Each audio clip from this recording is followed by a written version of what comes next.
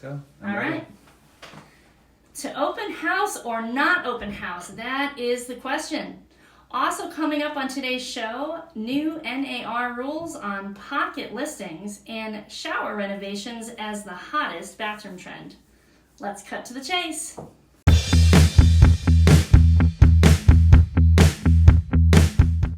Welcome to Cut to the Chase with Jen and Dan. My name is Dan Ferullo, and my lovely co-host next to me is Jennifer Freed. And today is episode 21, and we are recording our first live episode. So we're doing this on multiple platforms or multiple channels, Jen's channel and mine. So hopefully we'll get some additional viewers, and then the podcast episode will be coming out next Tuesday as usual. And don't forget the YouTube channel. And the YouTube channel comes out on Tuesdays. So yeah, we thought we would try something a little bit different and get ourselves out there to the world a little bit faster, I guess. Yeah, well, once you get a few things rolling, now we're like, all right, we can pat our head and rub our tummy. Can we double Facebook? I don't think I can do that. Well, electronically. Oh, sure, okay. Yeah, it's all right. We don't need that skill. All right, so let's jump into the articles. So we have 3 really cool articles today. First one, as Jen's question, to open house or not open house. So this is an inman.com article asking, do open houses still work? So apparently it's the 100th anniversary of the open house, which is pretty cool that they first started doing open houses about 100 years ago. And recently, a lot of real estate agents have been not doing open houses as much as they used to because they're thinking that they don't work quite as well. However, there are certain marketing strategies that can be used, and a lot of times I find that the property itself doesn't necessarily sell right at the open house, unless, of course, I mean, it does sometimes. I guess it just depends. But sometimes there are definitely some pros and cons. Mm-hmm. So the pros are that it's a great way to get a lot of people to view your home, both agents and the public, shoppers and people thinking about shopping for a home, all at one time.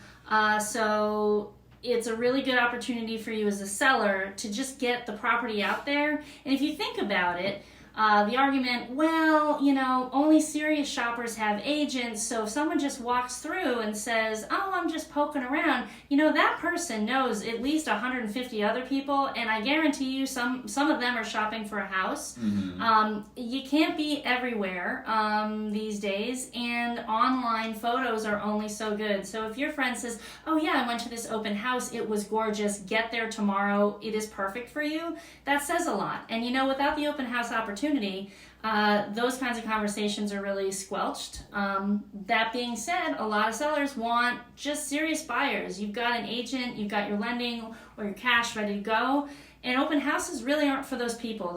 You're making an appointment right when the house hits the market. You're seriously looking, so those are kind of the pro and con arguments. Yeah, absolutely. And so NAR, the National Association of Realtors, recently just did a survey about the popularity of open houses. So 84% of buyers are finding the homes that they want to go to see online. And then 90% of the time they're clicking through, they view the first 5 or 6 photos. If they're intrigued, then they're like, oh cool, let's go to see this one. I think sometimes open houses make it easier for people to get into the house rather than having to go and set up an appointment at a specified time. However, a lot of times the open houses so the marketing of the open house, if you're doing it, there's lots of buyers that come in, it creates a buzz, and I have sold most of my listings actually this year at that first open house. I think 4 or 5 of them sold right at the first open house, and then there's others that I've had open houses that I've had nobody come to. So yeah, the market really plays a role. So it does. The time of year, the market that you're in, the kind of property you have, some of those will be way more effective with an open house. Mm-hmm. And you will get those multiple offers if that's the very first time everyone can get into the building.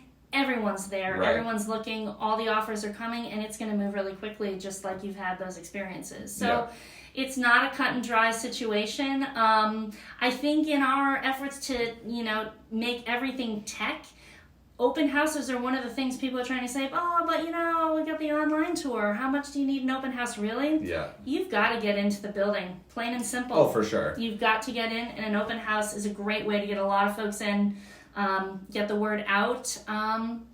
So I think they're a useful tool despite folks not using them in some cases. Right. Well, and NAR found that only 14% of buyers frequently turn to open houses as a source of information. So they're finding their information online, but they do have to get into the house to see it. But most of the time, I think too, as agents, when we're at the open house, we're there because... Or is it your mom? That would be like my mom to pick the best time to call. Okay. She's not on Facebook, so we won't tell her that I made a joke at her expense. Make sure it's still on. Is that... Thanks for turning the lights up, Dan. Yeah. Welcome to live. This is what doing the podcast is. So when you Yeah, hear the apparently podcast, stuff is, Claude edits everything out so it's nice and smooth. You get a full conversation. This is what it's really like. We're trying to stick with the topic, trying to help you guys determine whether open houses are going to help you as a buyer or be useful as a seller. And the phone rings. So welcome to real life and real estate. Yeah, absolutely. So you let us know in comments or live. In fact, I think that might be Kevin. The bubble is there. I can see it. It's far away. So Kevin, thank you for commenting. That might be Kevin. We can't read what you had to say, but thank you. So we're going to get better at figuring out how to comment at the same time after I grow gadget arms so I can type at the same time. Anyway, let us know your thoughts on open houses. And on to the next. What do we have, Dan? All right, next article. Joy and despair following vote on NAR's pocket listing policy. Let's think about that for a second. Joy and despair. Do we have real estate agents wailing in the streets or leaping like it's graduation day over this new vote at the National Association of Realtors conference? I'm trying to imagine either, and the headline is hilarious to me, just saying. But good writing and joy and despair on the pocket listing. So Dan, tell everyone what a pocket listing is. All right, so a pocket listing, it would be, say, I am working with a seller, we sign a listing agreement, and we decide not to put it in the MLS right away. We try to sell it to, say, a buyer that, say, I call you because you're an agent that I know and say, hey, do you have a buyer looking for a $400,000 property with 3 beds, 2 baths? I have a great one coming up.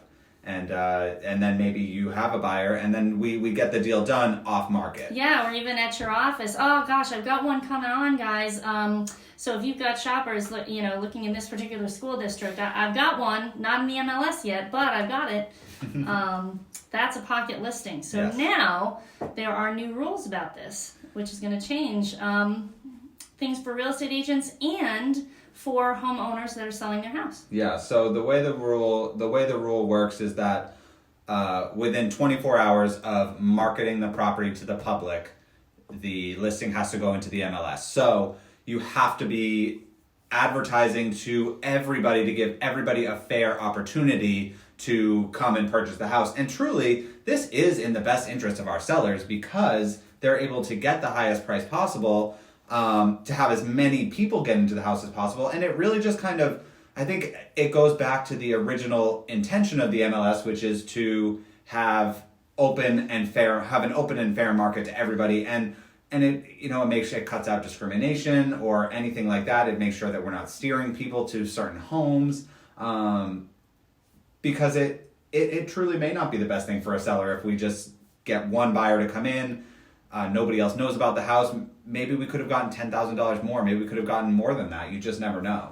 And I think, there is a little bit of a challenge for some real estate agents to help people understand why we are useful. So I'm a consumer first. And I am on a budget. I have to save money. I have 3 kids. I definitely never want to pay full price for anything absolutely ever. So We're kind of the opposite. if I go to my pre-real estate days, I would be thinking, well, gosh, if I could save on a commission or, a commission, what do I really need this person for, etc. Having been through a transaction as a consumer several times, and then now many in the business, there is absolutely no doubt you must have someone to guide you. Yeah, for sure. But I do not need to talk to sellers and buyers. I've got the secret stuff that nobody can get. I have magical superpowers. My value is straight out there, and I don't need those tactics in my business. Unfortunately, there are some in the industry, especially in really competitive markets, who really don't know how to explain their value and have made kind of a business of these secretive kinds of things. These no, like you really gotta go. You don't know. You can't find it. Only me. And that scary stuff isn't healthy for anyone. So I like that this policy takes the scare tactics out of real estate, because there are enough challenges just in getting through a transaction, plain and simple. Let's just, home inspections, you get scary stuff there just opening a basement door. Yeah. So let that be the scary stuff, not the behavior of marketing tactics. Right. That's my take. So the article itself this particular article, it was saying that, so the vote at the conference was 729 to 70. So clearly it was like a landslide for this policy to go into effect. So the ruling goes into effect January 1st, 2020, and May 1st, 2020 is when it has to be when it will start to be implemented.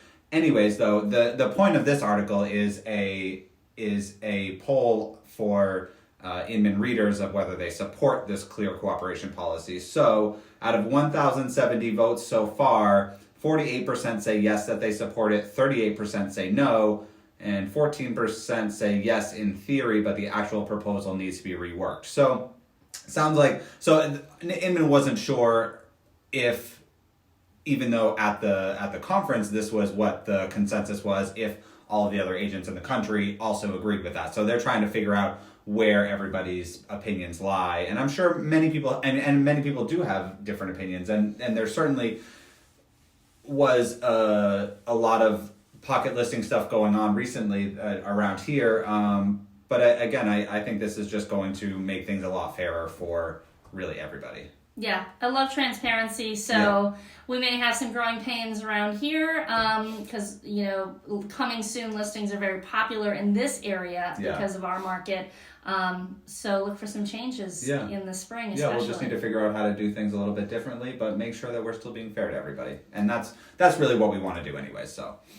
And last topic, one of my favorite. I love the home renovation stuff. I love the pretty, the decorative, all of that. So we triple Inman today. It's one of our favorite publications. Showers reign supreme in House's 2019 bathroom trend study. So 85% of homeowners upgraded their shower during a master bathroom reno. Yeah. So they did a survey, and showers are the new item to update. I would say if you've got a first floor master, if you can put in the zero entry shower, you have just doubled the population of people that can shop for your house at sale. Because especially in New Hampshire and Maine, we have the oldest 2 populations.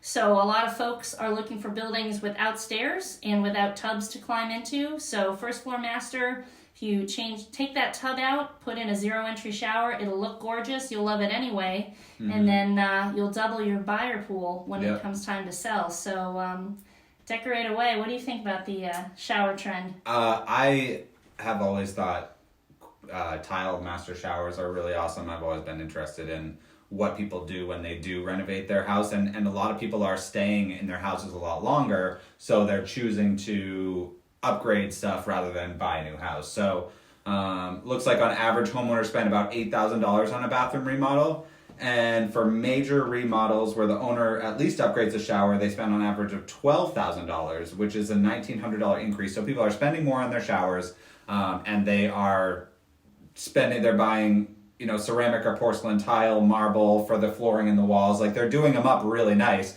which is what people want. And I think the HGTV generation Absolutely. has really made this kind of stand out quite a bit. But I know my parents are going to be putting in a new bathroom for a master. So I mean, and they're going to be doing a tile shower. Like that's what everybody wants. And I personally have always wanted a master shower or a master bathroom in general.